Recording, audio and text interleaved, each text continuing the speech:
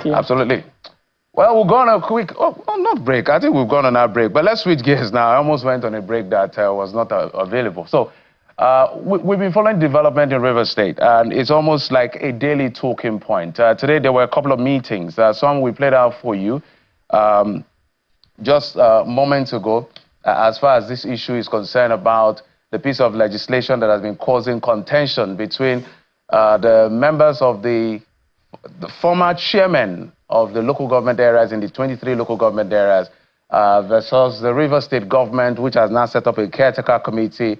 The chairmen are now saying some things like some of the committee members that are members of the caretaker committee are still serving as civil servants. Why are they in the committee? They are also talking about the dissolution of some committees that take responsibility for collecting levies and all of that. We're going to explore all of this conversation with the former chairman of Eleme local government area, Mr. Obarilomate Olo. He joins us via Zoom. Mr. Olo, thank you so much for coming on the program. Good evening. I think I'm just thinking to myself, what is this latest round of contention really all about? Maybe you can walk us through. We saw pressers today, and we understand more pressers are coming in later this evening across board. Maybe you walk us through. I can't hear you. Can you hear me now? No, come again. I can't hear you. Just to establish, can you hear me? Yes, I can hear you now. Okay. I was saying that this latest pressers or press briefing we've gotten in this whole round of contention, what is it really all about? Okay, we got wind of the information that the organized labor is trying to do a protest against the presence of police at the local government secretariats in Rivers State. You recall that the occupation of the police in the various local governments is as a result of crisis that broke out on Tuesday, and their presence has all helped to stabilize the place, and people are going about their businesses normally. But because the members of NULGE have become partisan from our observation, because they were appointed into the illegal caretaker committee set up by the governor a few days back, and they did not resign from their their appointments, and they are all members of the caretaker committee, meaning that they have delved into politics. So that was going to portend a situation where there will be crisis if there was going to be such a protest, because they were asking that they wanted to go to their offices to work, but we know that that is a ploy for them to gain access to the councils that is being presently occupied by the Nigerian police force, because the police is there to maintain peace in Rivers State. What we are having now is, if the police hadn't been there, I wonder what would have happened to our people and to the lives of people who are going about their normal businesses in Rivers State.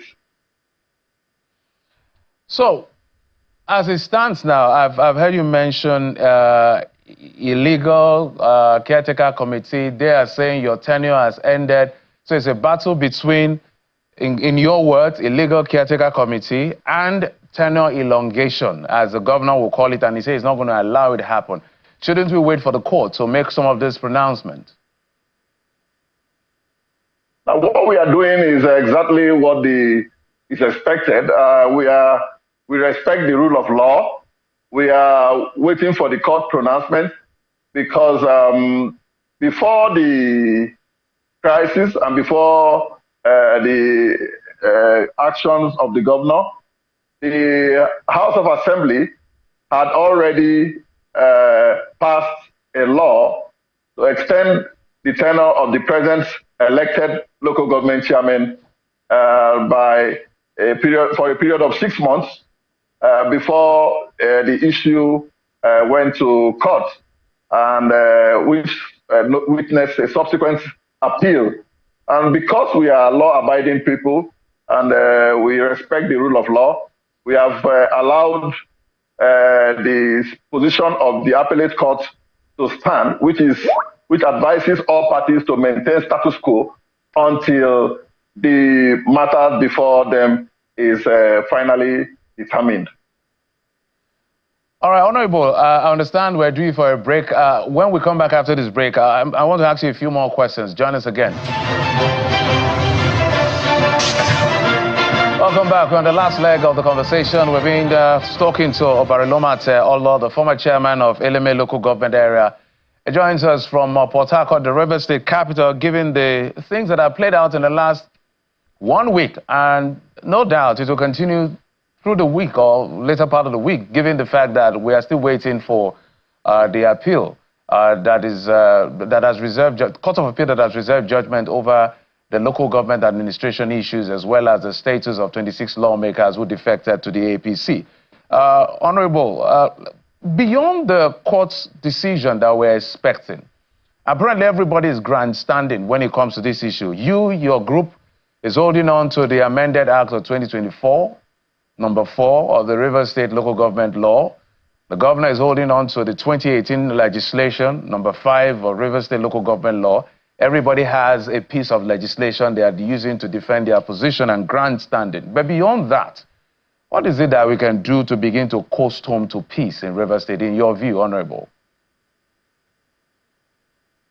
Well, the only way, as it stands now, the only way to peace is for every party to wait for the position of the court.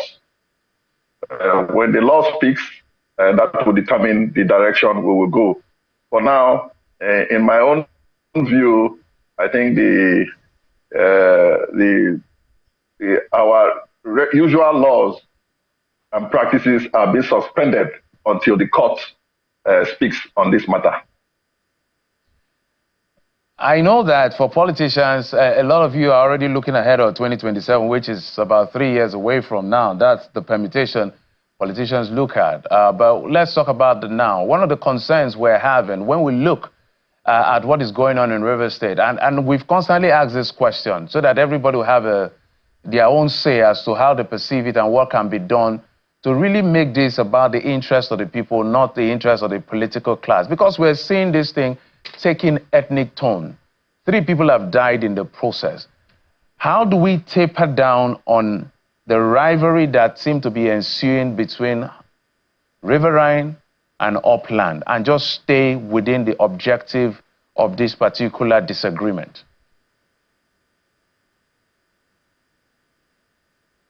I think the whole essence... Go ahead, please. I think the whole essence of this crisis is unnecessary. Some people are thinking that the governor may have started too early to think about owning a structure to himself in politics. So it's all about selfish politics.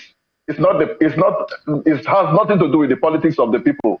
But I think the people are being deceived to believe that this whole exercise is meant for them.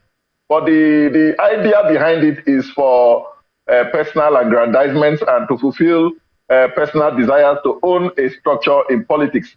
And there are some players, even within the governor's cartel, that are building their own ambition into what is going on in the state. Probably maybe known to the governor or unknown to him. And if care is not taken, all these will lead to a serious implosion within them. And also it will in turn affect the lives of the citizens of our state. And given these fights an ethnic coloration does not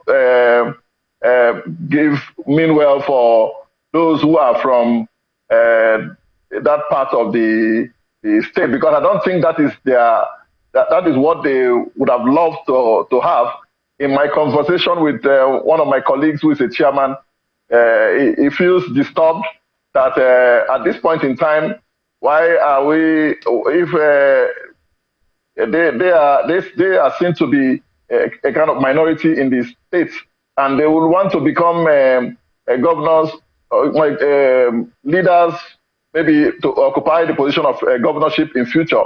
And maybe the more populous ethnic groups in River State, like the Iquiris and all that, they may not have that confidence in them again.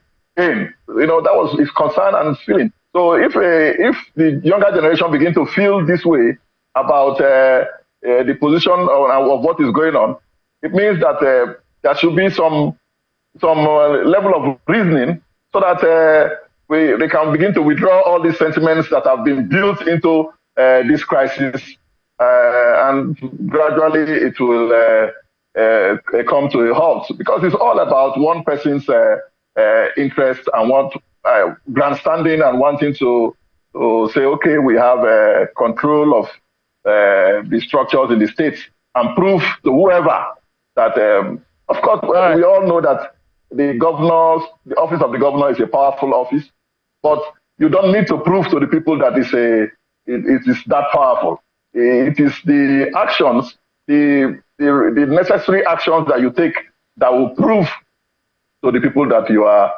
powerful. So I think the governor needs better advisors who don't have ambition behind their thoughts, their line of thoughts. All right, Honorable, just one last question, if you can answer me in 30 seconds, because we're totally out of time.